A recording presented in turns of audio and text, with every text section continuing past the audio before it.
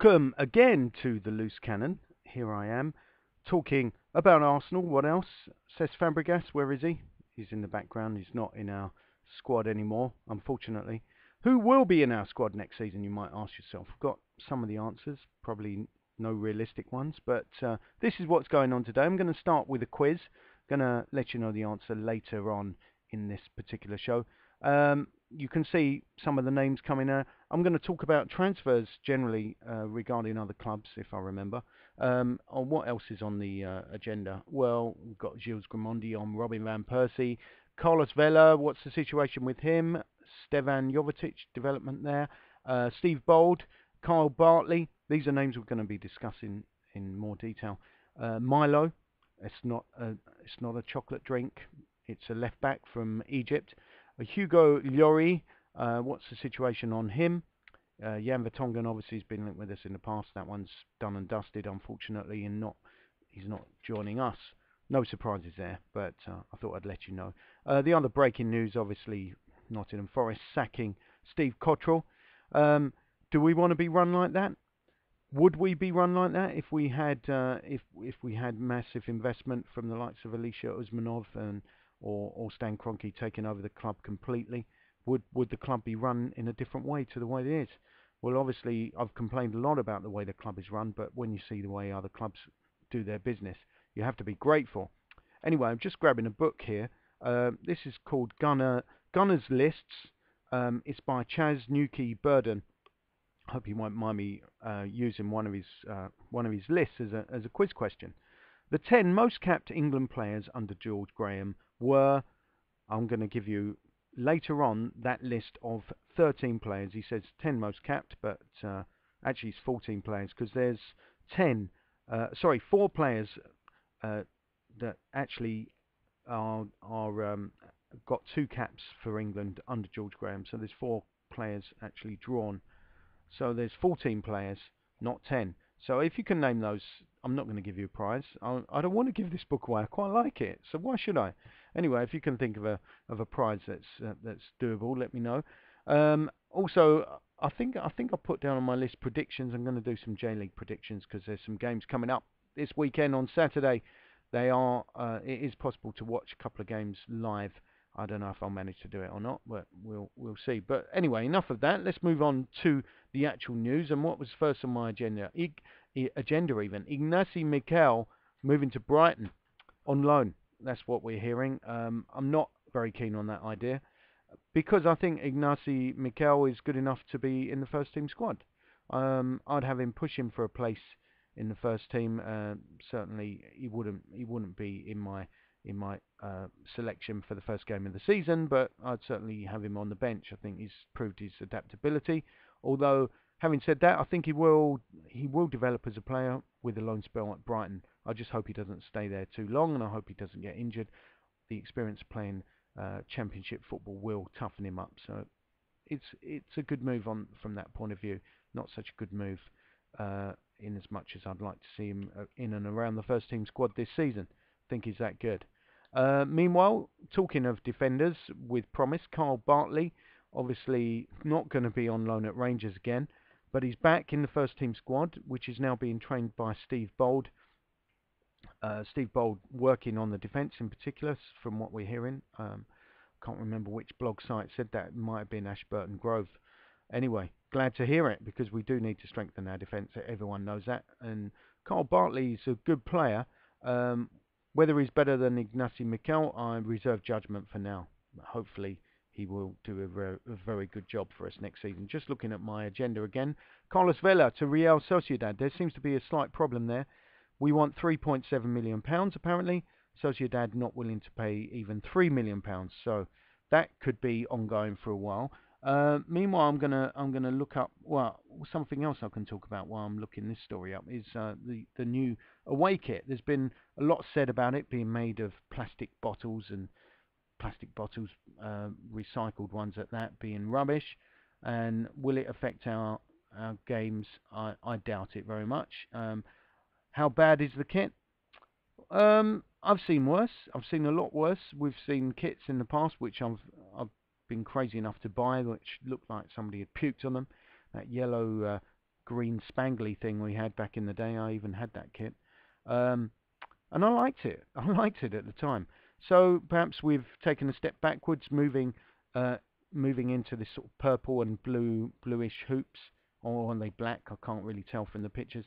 Certainly purple kit, and that's one way of getting Shamak wearing a purple kit, because it looks like he won't be joining Fiorentina as much as we'd like him to leave. But could we possibly get Stevan Jovetic? I've mentioned this before. They want 30 million euros for him. Seems a bit steep in my opinion. So I'd have to say I don't expect that one to happen. Meanwhile, I can't find a story about Robin van Persie. I've got my computer lined up here and I haven't managed to find that story properly. But let me just give it to you as I remember it.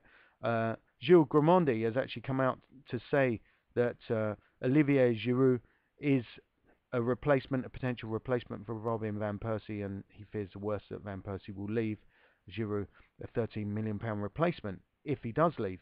And he said that if the right fee is offered, then van Persie will leave. So direct quotes from Grimandi. I've not heard him say it myself, but I think this comes from a respectable source, so no reason to disbelieve it. Another bit of unwelcome news on the transfer front is that we have not put a bid in for Hugo Lloris of Lyon. Looks like he may well go to Spurs, as has Jan Vertonghen. That deal's done and dusted. So another Arsenal transfer target ending up at Spurs. But later on, I might give you reason to feel optimistic about our rivalry with Spurs. Or I might do that very shortly indeed, actually, because I think I've covered all of my transfer news regarding Arsenal, apart from Milo, the unlikely named Milo. Will he be joining Arsenal, Lyon, Benfica, or Sporting Lisbon? I have to say this left back will not be joining Arsenal, in my opinion. He's involved in the Olympics for Egypt, so you can take a look at him yourselves. But personally, I'm not seeing him as a potential Arsenal player, particularly with him coming out and saying that Arsenal were interested more than once, I believe. I just can't see that deal happening at all, I'll be honest with you. So let's look at the major ins and outs. This is coming from sportinglife.com. Looking at it, I'd have to say we've done a fair bit of business, I suppose, getting rid of Almunia. Joel Campbell we wanted to keep, but he's been loaned out, of course. Not quite sure why, because I thought he'd played enough games for Costa Rica by now. But he's got a loan at Real Betis. Tom Cruise has gone. No huge loss there. Sorry, Tom. Denilson obviously loaned out for a further season. Gavin Hoyt, he's gone as well. Again, no real loss there. He's gone down to a lower level of football. With Dagenham and Redbridge, we wish him the best of luck there. And obviously, we wish all our former players the very best of luck. Well, looking at the other teams, what's this with the? There's a new pose, by the way. I don't know where I got it from. Some Greek god and who was in a statue once. Not saying I don't really fit the bill, do I? Let's be honest. Anyway, also not fitting the bill, Aston Villa. I don't think Aston Villa are going to be a lot better off with their change of manager and so on. They've brought in the likes of El Armadi, Loughton, and Holman. And a lot of you will be saying, who? Me too. I don't see so far from their business. They've lost Carlos Cuellar, who I wanted us to bring in. He's gone elsewhere. Brad Guzan, I was also quite keen on him. He's gone elsewhere. Emil Heskey, I think he's a bit past it. No disrespect, Emil, but you were good in your day. That day's been and gone probably. So Villa, I don't see him as a major force next season. Chelsea, with Eden Hazard and Maran joining. Marco Maran joining. Lost the players they've lost. Bosingwa, Bruma, Courtois, not a big name. Drogba, huge name. Callas, Kalou, and Arnholt. Of course, I thought we'd get Kalou. I think I went on record saying as much. That's not happened. Drogba would have been a good sign-in for a year, but he wanted to move for money, it looks like, so moved to Shanghai. And good luck to them. But Chelsea are going to struggle to replace Drogba, Kalou, and Bosingwa. I think so. And Hazard is a good signing by all accounts, but he's going to take time to bed in, as will our signings, Podolski and Giroud. Let's not expect too much from them. But under Di Matteo, they didn't do too well in the league, so I'm not expecting them to finish higher than Arsenal next season. And I'm not an optimist. That's how I see it. Everton have signed Stephen Naismith and lost McFadden. I won't go through all the names they've lost. James Wallace as well. Are they going to be stronger next season? I doubt it. Fulham have brought in Petric, Reiter and George Williams. Does that sound like a stronger squad, given that they've lost Danny Murphy and Andrew Johnson? No, it doesn't. I think Fulham will perhaps struggle next season unless they do some more business. Liverpool haven't been that busy, apart from recruiting a new manager. They've lost Aurelio, Stephen Darby and Dirk Kuyt, who, well, I know he had his detractors, but wasn't as bad as people make out. Manchester City, strangely quiet on the transfer front so far. They've lost Wayne Bridge, who's gone out on loan. Greg Cunningham and Owen Hargreaves has been released. He was a bit part player, if that. So no major losses for City, but no major gains either. Perhaps they're sitting on their laurels. Perhaps they won't be keeping those laurel leaves much longer, and it'll be our turn to be Premier League champions. And we shall wait and see on that. Manchester United recruiting Shinji Kagawa and Nick Powell, two players that we were linked with. So I think they will be slightly stronger. But they've lost a lot of players. Delent has left. Fabio's gone out on loan. Matty James. Thomas Kuszak has gone on a free. Oliver Norwood has gone. Who was he? Michael Owen been released. Ji-sung Park. That was a bit of a surprise, him moving on. And Paul Pogba. These are the players leaving Manchester United. So you'd say their squad does look slightly stronger despite the lack of numbers. I'm sure they'll bring in a few more.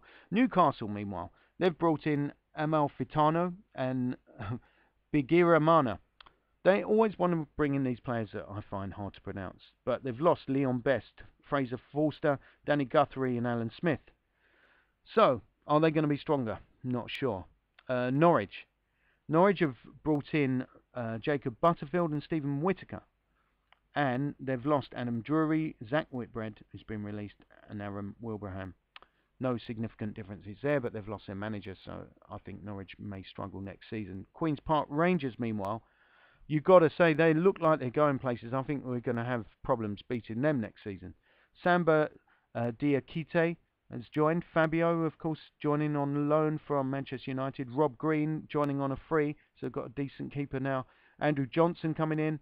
How many goals are left in him, I don't know, but he's a bit of a handful on his day. Ryan Nelson coming in, and Ji-sung Park.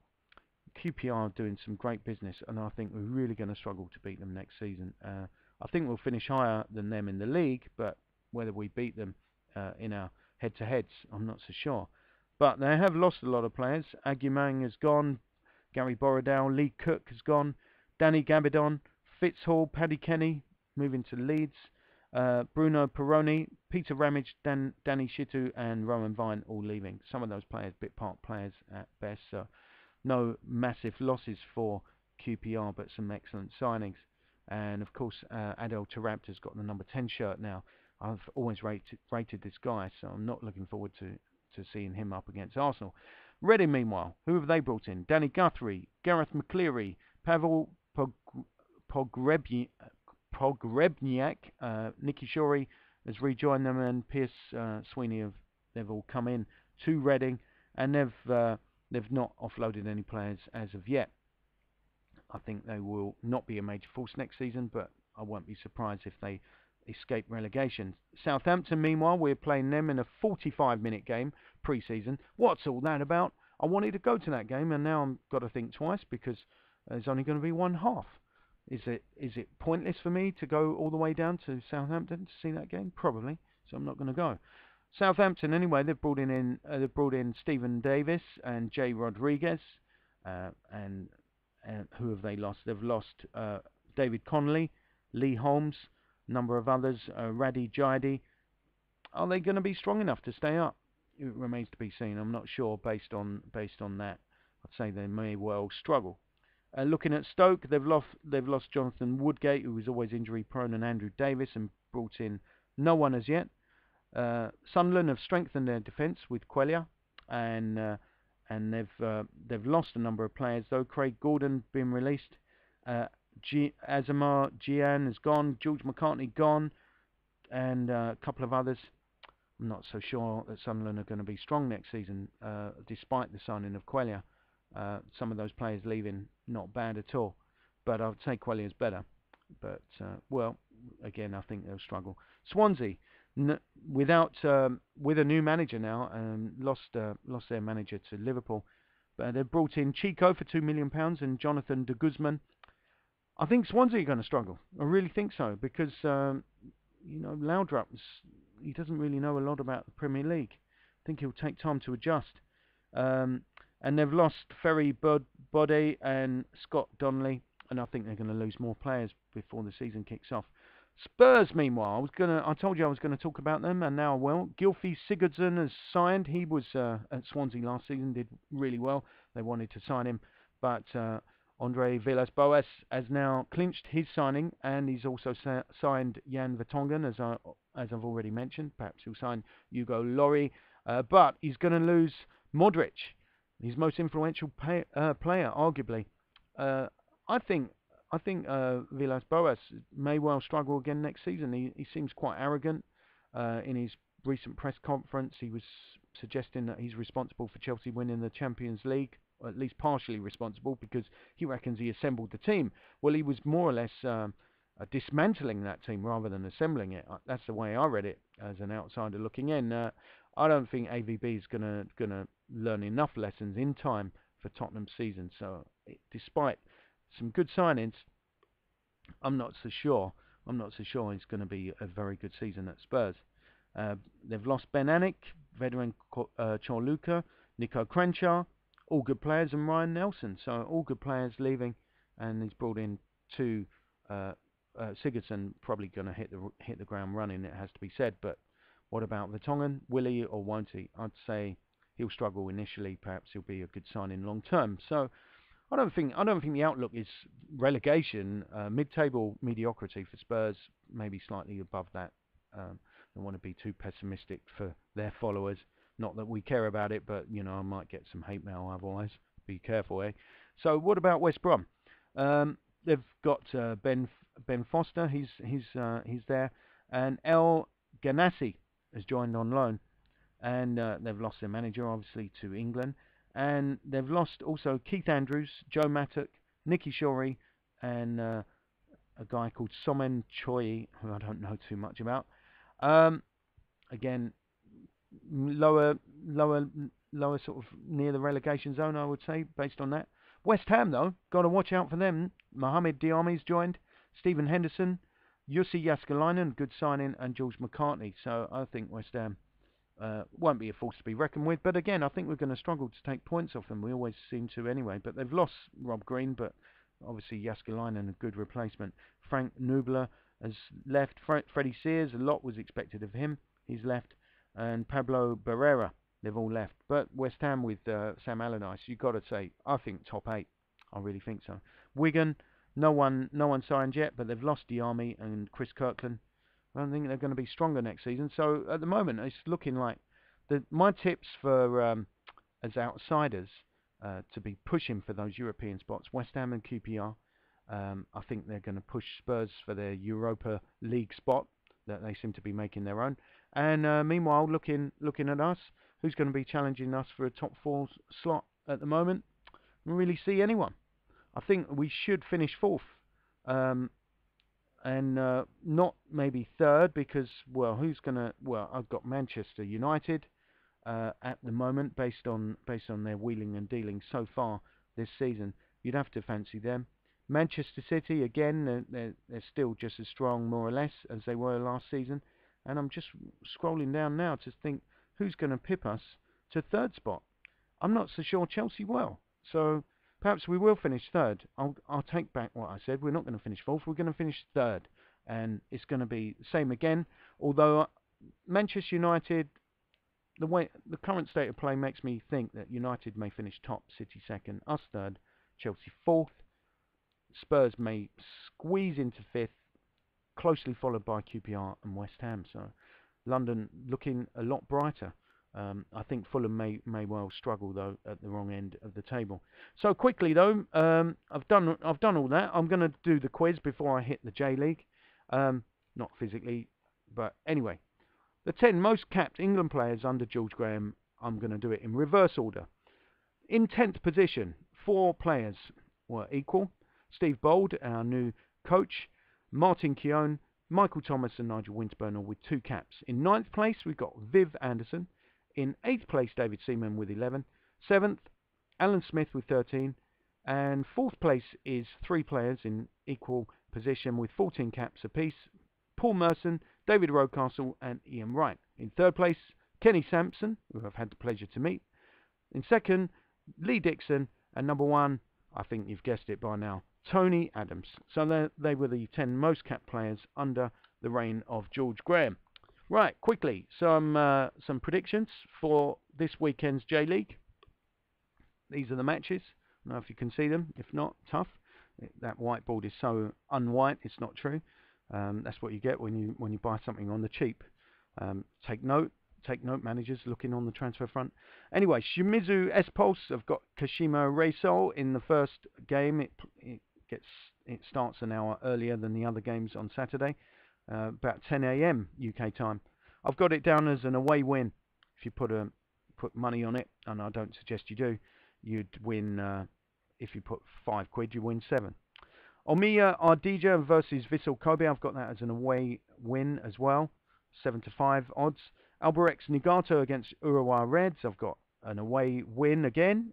There's not a lot of home wins recently in the J League, so do pay attention to that.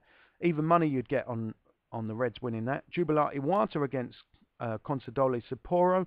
I've got that down as a home win. Sapporo they might make good beer there, but they don't make good football so far. You're not going to get much return on that. It's not a good value bet at all, so I suggest you don't bet on that game. Nagoya Grampus versus Vegalta Sendai. I've got that down as a draw. It's quite good value, 23-10. Gamba Osaka against Yokohama F Marinos. An away win at 19-10. Gamba struggling at home. I love the team, but they are struggling at home. Cerezo Osaka against Kashima Antlers. I've got down as an away win, 11-8 odds on that. Sanfrecce Hiroshima against Kawasaki Frontale. I've got that down as a draw. That's good, reasonably good value at 12-5. Sagan Tosu against Tokyo. Got that down as a draw, 11-5. You always get a good return on a draw, so 11-5 on that. So we'll see. I'll review that after the weekend, see how well I've done or how badly I've done. And for now, I don't know if I can get this up because it's a little bit on the long side. This particular vodcast, feedcast, whatever you want to call it, cast. That's all for now. Do join me again next time I'm here. And until the next time, up the Gooners.